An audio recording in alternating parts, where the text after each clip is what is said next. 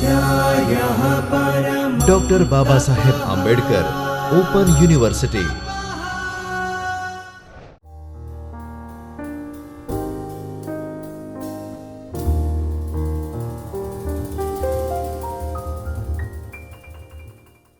Doctor Baba Saheb Ambedkar open યુનિવર્સિટીના ચૈતન્ય સ્ટુડિયોના માધ્યમથી પ્રથમ વર્ષ BA ગુજરાતી વિષયના એક એકમ માંડુ નિબંધની આજે આપણે ચર્ચા કરીશું. સૌપ્રથમ આ માંડુ નિબંધના એકમના ઉદ્દેશોની વાત કરીએ તો આ નિબંધના અભ્યાસથી તમે માંડુ નિબંધ દ્વારા પ્રવાસ અનુભૂતિનો આનંદ પ્રાપ્ત કરી શકશો. નિબંધકારની વિશિષ્ટ પ્રવાસ કથન રીતિનો બોધ પણ તમને મળશે. આ નિબંધમાં સર્જકે સૌંદર્ય દ્રષ્ટિ અને પ્રાચીન ઇતિહાસના ગૌરવના સંવેદનોની રમણીય ભાતનો પરિચય કરાવે છે તે તમે મેળવશો. વિષયનું ઊંડાણ તર્કબદ્ધ રીતે રજૂ કરી અભિવ્યક્તિની શિસ્ત તમારા લેખનમાં કેળવી શકશો. આ નિબંધના પ્રસ્તાવનાની વાત કરીએ તો ભોળાભાઈ પટેલનો આ નિબંધ વિદિશા નિબંધ સંગ્રહમાંથી લેવામાં આવ્યો છે. આ નિબંધ પ્રવાસ નિબંધ પ્રકારનો નિબંધ છે. માંડુ નિબંધના પ્રારંભમાં કવિ રિલ્કેનું વિધાન નિબંધકારે ટાંક્યું છે. માંડુ ગઢનું હુબહુ વર્ણન કરતું નિબંધ કોણ જો હું પોકાર કરું ઉઠું સાંભળે મને. લેખ અહીં માંડુ રાજવી બાજ બહાદુર અને રૂપમતીના પ્રેમનું અદ્ભુત પાન કરાવે છે. આ નિબંધના સર્જનમાં જે સ્થળ વિશેષો નિમિત્ત બન્યા છે તેમની પ્રવાસ સ્થળો રૂપેની પસંદગી જ સર્જકની વિશિષ્ટ સૌંદર્ય દ્રષ્ટિનું પ્રમાણ આપે છે. હવે કૃતિનો સારાંશ આપણે જોઈએ તો આ નિબંધમાં લેખક બાજ બહાદુર અને રૂપમતીના પ્રણય મંડિત ખંડેયરોમાં રહેલ રહસ્યમય સૌંદર્યનો અનુભવ કરાવે છે. તેની સાથોસાથ માંડુ એટલે કે માંડવગઢનું એક કલ્પના ચિત્ર રચાય છે જેમાં સરોવર, સંગીત અને સ્વપ્નના નગર માંડુ એક વખતનું આબાદ નગર હતું. તેમાં 3 સ અને સાથે મ કારનો સુંદર વિનિયોગ થયેલો જોઈ શકાય છે.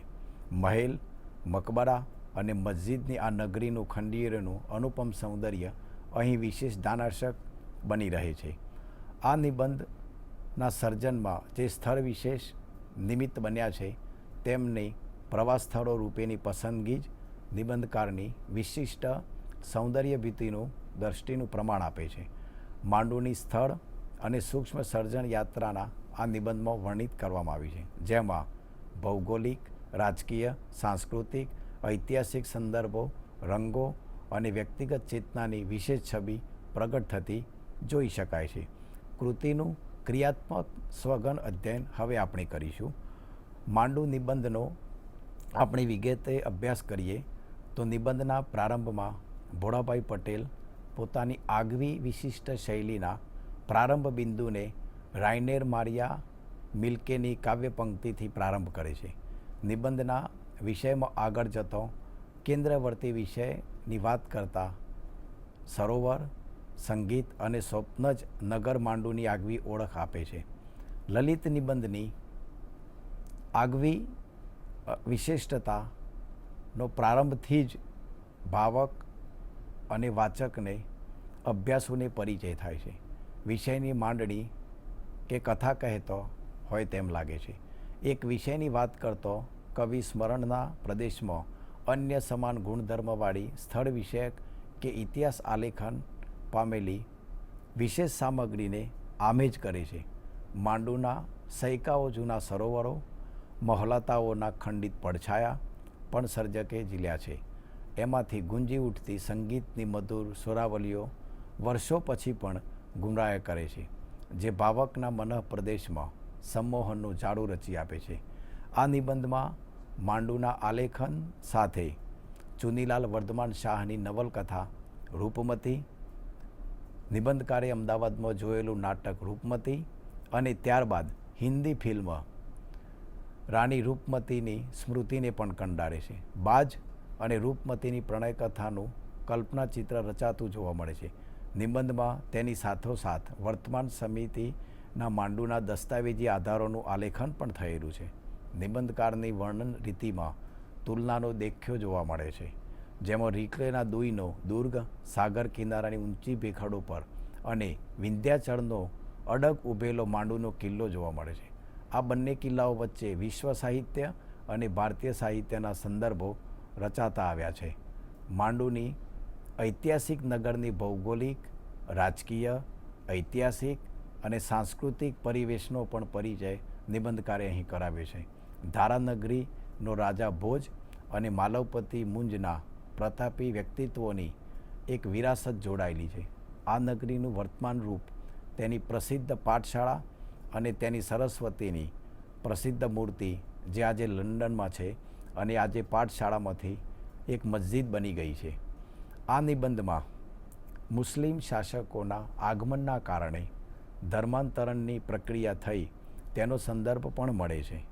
ભારતીય સ્થાપત્ય સ્થાનો પર મુસ્લિમ શાસકોનો અતિક્રમણોને કારણે અનેક હિન્દુ સ્થાપત્યો પર અફઘાન અને મોગલશાહીના ગુંબજો બની ગયાની વાત કરી છે. આક્રમણકારીઓને કારણે દેશને લૂંટાયો, તેની સાથોસાથ સાંસ્કૃતિક કેન્દ્રોને ધ્વસ્ત કર્યા તે પણ છે.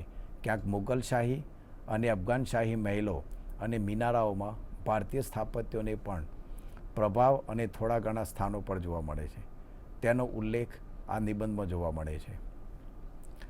માંડુનો દિલ્હી દરવાજો અને અમદાવાદનો દિલ્હી દરવાજો, બંને દરવાજા દિલ્હી અભિમુખ બનેલા છે. આ બંને નગરોમાં મુગલ શાસકો આવ્યા અને તેમને આધિપત્ય જમાવ્યું હતું. મુગલ શાસન દ્વારા જે બદલાવ થયા છે તેનો સંદર્ભ પણ નિબંધમાં જોવા મળે છે. આ ઉપરાંત જૂના સમયમાં નરબલીની જે લોકવાયકા હતી, સમાજમાં જે રૂઢ થયેલી હતી, તેનો પણ ઉલ્લેખ મળે છે. દિલ્હી દરવાજા ઉપરાંત સહસ્ત્રલિંગ તળાવમાં પણ પાણી ન થવાને કારણે નરબલી કરવામાં આવ્યું હતું, તેનો પણ ઉલ્લેખ આ નિબંધમાં છે. રાજા મહારાજાઓ અને બાદશાહોની કીર્તિગાથાઓની સાથે આવી અનેક કલંકથાઓ ઇતિહાસના ખંડિયેરોમાં ધરબાયેલી હશે. નિબંધકારે માંડુ એટલે કે માંડવનગરમાં પ્રવેશ કર્યો, ત્યાં ધર્મશાળા જોઈ અને તેની સાથે જ હિમાલયના પ્રવાસ નિબંધમાં જેમ કાકા સાહેબ કાલેલકરની કલમે આલેખાયેલું છે તેવું જ ધર્મશાળાનું વર્ણન ત્રાદશ્ય થાય છે. અને જૈન ધર્મશાળા થોડી સારી હોય છે અને પછી ગાઈડની મુલાકાત હિન્દી, અંગ્રેજી અને ઉર્દૂની અસ્ખલિત વાકધારા તેના સંવાદોમાં નિરૂપણ પામી છે. માળવાની ભૂમિના નર્મદા રેવા દર્શનની વાત રેવાકુંડની કથા સાથે જોડાયેલી છે. રૂપમતીની આસ્થા નર્મદા મૈયા ધારા સ્વરૂપે રેવાકુંડમાં પ્રગટ થયેલી ઉપરાંત મુગલોના મહેલોમાં પ્રાચીન જળવહન પ્રક્રિયાની પદ્ધતિનો પણ પરિચય પ્રાપ્ત થાય છે. તેની સાથોસાથ રૂપમતી અને તેની દેહ રચનાને પરિચય તેની છત્રી અને અશરફી મહેલના પગથિયાની રચના દ્વારા મુસ્લિમ શાસકોની સ્ત્રીપ્રિયતા અને તેના સૌંદર્ય સંવર્ધન માટેની આકર્ષક તરકીબોનો પરિચય પણ થાય છે. આ ઉપરાંત મુસ્લિમ રાજાઓનો મસ્જિદ બાંધવાનો શોખ વિશેષ હતો, તેનો પણ પરિચય મળે છે. તેના જ પરિણામે કદાચ આજે દેશભરમાં જ્યાં મુસ્લિમ શાસકો પહોંચ્યા ત્યાં મકબરા અને મુસ્લિમ સ્થાપત્યો જોવા મળે છે. નિબંધકારની સૂક્ષ્મ દ્રષ્ટિના કારણે જ મુસ્લિમ શાસકોની વિશેષતાઓ અને મર્યાદાઓને પણ ઉલ્લેખિત કરી છે. તેમના જનાનખાનાઓમાં હજારોની સંખ્યામાં સ્ત્રીઓ રહેતી હતી. બીજું કે મુગલ શાસકોને ઇતિહાસમાં જોવા મળતી એક સ્ત્રી લાલસા, તેમના પારિવારિક કત્લ, હત્યા અને આક્રમણ તેમનો સ્વભાવ બન્યો છે, તેનો સંદર્ભ પણ જોઈ શકાય છે. આ નિબંધમાં નિબંધકારની દ્રષ્ટિ અને કલમે માંડુના 3 મકાર અને 3 સકારનો વિનિયોગ થયેલો જોવા મળે છે. ચાંપા વાવડીના પાણીની સુગંધ, હિંડોળા મહેલની વિશેષતા, કપૂર તળાવની રચના ડૂબતા જહાજ જેવી જોવા મળે છે. આ કૃતિમાં પ્રાકૃતિક સૌંદર્યની અદ્ભુત શક્તિનો પરિચય મળે છે. સર્જક ચેતનામાં ભ્રમણ આલેખનમાં કેટલા રાજાઓ, બાદશાહોના રંગીન મિજાજની વાતો છે, લોકજીવન છે, પ્રાચીન અને વર્તમાન સાથે ગુમરાતું સત્ય છે અને રહસ્ય જે આજે અકબંધ છે તે જોવા મળે છે. નિબંધની ગદ્ય લીલાનો સંતર્પક અનુભવ કરાવે છે. ભોળાભાઈની સર્જક દ્રષ્ટિ સતત સૌંદર્યની શોધ કરે છે. સરોવર, પર્વત, સાગર, મહેલ, મકબરા, દુર્ગ, હવેલી, મંદિર, શિલ્પ સ્થાપત્ય જ્યાંથી મળે છે ત્યાંથી સૌંદર્યાનુભૂતિનું પરિચય નિબંધકાર કરાવે છે, જેમાં ઐતિહાસિક અને સાંસ્કૃતિક સંદર્ભોને વણી લીધા છે. માંડુની તેમની આ દ્રષ્ટિનો અદ્ભુત પરિચય છે. આ નિબંધમાં નિબંધકારે લલિત ગદ્યના ઉન્મેષોનો પરિચય આપી સાંસ્કૃતિક ચેતના પણ જગાવી છે, જે તેમણે સ્થળ વિશેષના વર્ણન દ્વારા સિદ્ધ કરી આપ્યું છે. કળાત્મક અને બહુમુખી પ્રતિભાનો પરિચય નિબંધના આરંભ અને અંતમાં જોવા મળે છે. આરંભમાં કાવ્ય પંક્તિ અને અંતમાં વિશેષ ભાવ પરિસ્થિતિમાં મૂકી આપે છે. આ નિબંધમાં કૃતિની ભાષા અને વર્ણનમાં અનોખી શૈલીનો પરિચય પ્રાપ્ત થાય છે, જેમાં કાવ્યાત્મક ગદ્ય, અલંકારોનો વૈભવ, વિશિષ્ટ વર્ણનો અને તેમાં ભાષાનું આગવું પોત રચાય છે, જે સમગ્ર રચનાનો પિંડ બાંધી આપે છે. આ નિબંધને ઉર્દુ, ફારસી પ્રયોગો વડે મુગલ યુગને જીવંત બનાવ્યો છે. હરમ, અફતાબ, બાદશાહ, જનાનખાના, મકબરા વગેરેનો પ્રયોગ નિબંધની કેન્દ્રીય સંવેદનાને ઉજાગર કરે છે. આ ઉપરાંત આલંકારિક પ્રયુક્તિનો દ્રષ્ટાંતો પણ ધ્યાનાકર્ષક બને છે, જેમ કે ચાંદનીમાં ચાંદની બનીને રૂપમતી ઊભી છે. ટૂંકમાં કહી શકાય કે નિબંધકારનું પ્રવાસ સંવેદન એક લાક્ષણિક તરેહમાં લલિત રૂપ બનીને પ્રગટી આવ્યું છે. ભાષાનો આવો સર્જનાત્મક વિનિયોગ ગુજરાતી ભાષાના નિબંધ સાહિત્યમાં ઉલ્લેખનીય બની રહ્યો છે. હવે આપણે ભાષાકીય સામગ્રીનો અભ્યાસ કરીશું, જેમાં નીચેનું વાક્ય તપાસો. સરોવર, સંગીત અને સ્વપ્નનું નગર માંડું. અહીં આ વાક્યમાં સવર્ણનું પુનરાવર્તન થયેલ છે. તે ગદ્યના વિશિષ્ટ લયની સાથોસાથ અભિવ્યક્તિની પ્રભાવકતા પણ સિદ્ધ કરે છે, જે અલંકારી બનીને પ્રગટ થાય છે. ક્રમ 2.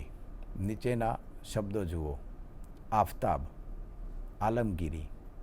ઉપરોક્ત બંને શબ્દમાં પડેલો શબ્દ ફારસી છે, પહેલો શબ્દ. બીજો શબ્દ અરબી છે. પ્રથમ શબ્દ સૂર્યનો સંદર્ભ લઈને આવે છે, જ્યારે બીજા શબ્દમાં આલમ એટલે કે દુનિયા અને ગર એટલે કે દુનિયાને જીતનાર એવો અર્થ થાય છે. ઉપરના શબ્દો જેવા અન્ય શબ્દો તમારે નોંધવાના છે. ક્રમ 3. નીચેના શબ્દો જુઓ. કીર્તિગાથાઓ, કલંકથાઓ. આ શબ્દો બે પદના બનેલા છે.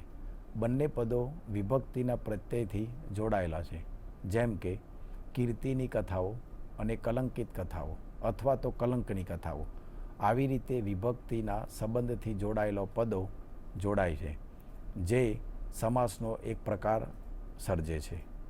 આ ઉપરાંત નીચેના સમાસોના પદોને વિભક્તિનો પ્રત્યય વાપરી જુદા પાડી શકાય.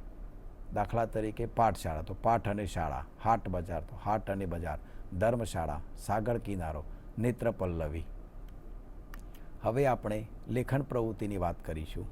તમે જોયેલા માંડુ વિશે એક લેખ તૈયાર કરો અથવા આપે કરેલ એક પ્રવાસની અનુભૂતિ તમારા શબ્દોમાં વર્ણવો. હવે નિબંધના કર્તાનો પરિચય મેળવીએ. આ નિબંધના લેખક ભોળાભાઈ પટેલ, 1934થી 2012. નિબંધકાર છે, વિવેચક છે, અનુવાદક છે અને સંપાદક તરીકે ગુજરાતી ભાષા સાહિત્યમાં તેમનું પ્રદાન છે. ગુજરાતી સાહિત્યમાં કાકા સાહેબ કાલેલકર, સુરેશ જોશી અને દિગીશ મહેતાની જેમ નિબંધ સ્વરૂપમાં વિશિષ્ટ ખેડાણ તેમણે કર્યું છે. ખાસ કરીને પ્રવાસ યાત્રા લેખનમાં તેમનું મહત્ત્વનું પ્રદાન રહેલું છે. વિદિશા એ પ્રવાસ નિબંધ સંગ્રહની ખૂબ જ જાણીતા થયેલા તેમની પ્રદેશ યાત્રા સાથે સર્જકની સાહિત્ય યાત્રા અને આંતરયાત્રા સતત ચાલતી રહેલી. તેમના સર્જનનું આ ત્રિપરિમાણી સૃષ્ટિનું નિર્માણ નિબંધનો વિશેષ બનીને પ્રગટે છે. ભોળાભાઈ પટેલનો જન્મ ગાંધીનગર જિલ્લાના સોજા ગામમાં થયો હતો. ગુજરાતી ભાષાના લેખક પણ મૂળ તો હિન્દી ભાષા સાહિત્યના પ્રાધ્યાપક રહેલા. એમણે જીવન પર્યંત એ અધ્યાપક તરીકે કામ કર્યું છે. તેમની પાસેથી પ્રવાસ નિબંધમાં વિદિશા, પૂર્વોત્તર, રાધે તારા ડુંગરિયા પર, દેવોની ઘાટી, દેવાત્મા, હિમાલય, દૃશ્યાવલી, ચિત્રકૂટના ઘાટ પર, યુરોપ અનુભવે.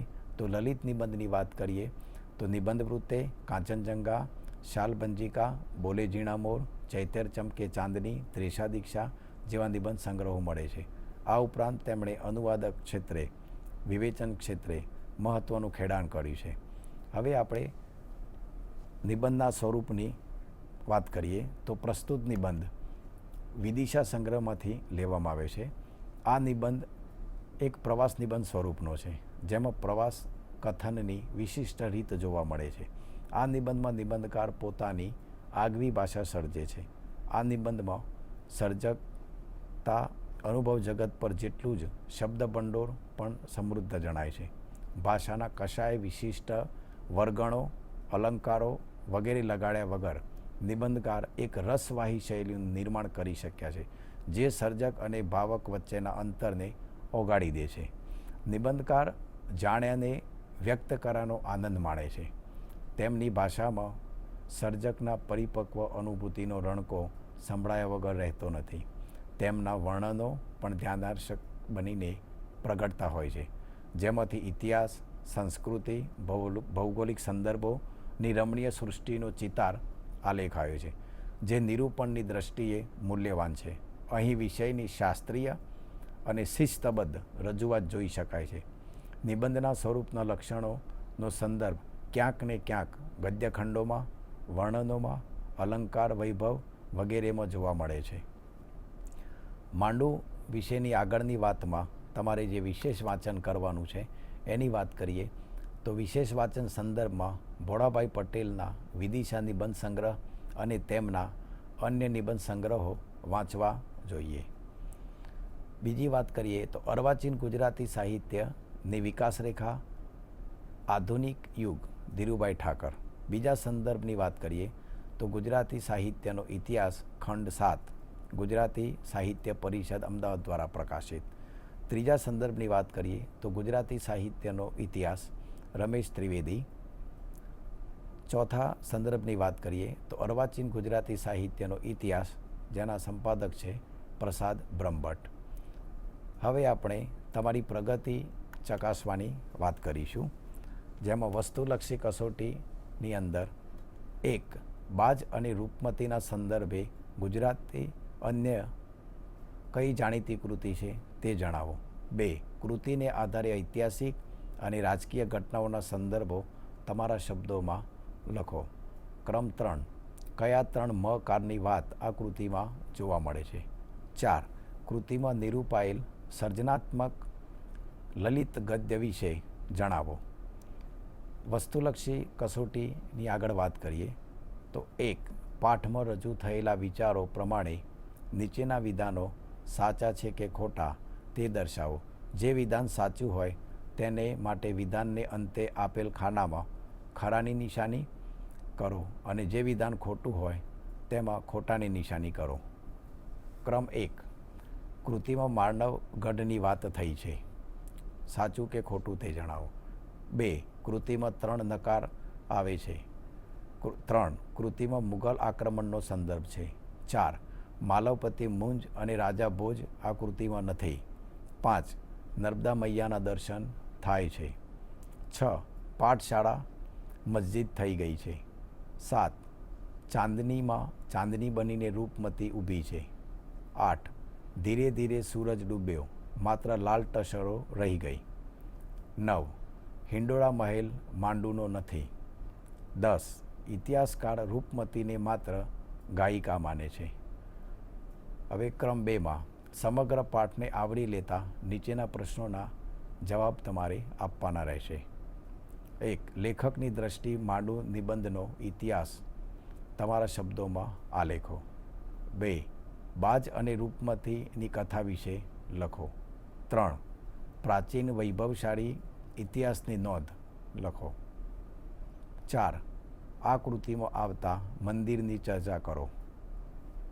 આ સિવાય ટીમ્પણમાં આપણે વાત કરીએ તો કેટલાક અર્થ સાથેના શબ્દો. હરમ તો લોંડી, દુર્ગ એટલે કિલ્લો, સ્મરણ એટલે સ્મરવું તે, શરણમાં આવે તે. 4 અશ્વરોહી એટલે ઘોડેસવાર, જે ઘોડા પર સવારી કરતો હોય તે. 5 અધ્વર્ગ ડેદ એટલે અધવા, રસ્તો અને મુસાફરીનો થાક. પાતુર એટલે કે ગણિકા, વેશ્યા. આરામગૃહ ગૃહ એટલે કે આરામનું સ્થળ, તો કબર. ખંડિયેર એટલે કે ભાંગી તૂટી ઇમારત. આફતાબ એટલે કે સૂર્ય. આભાર.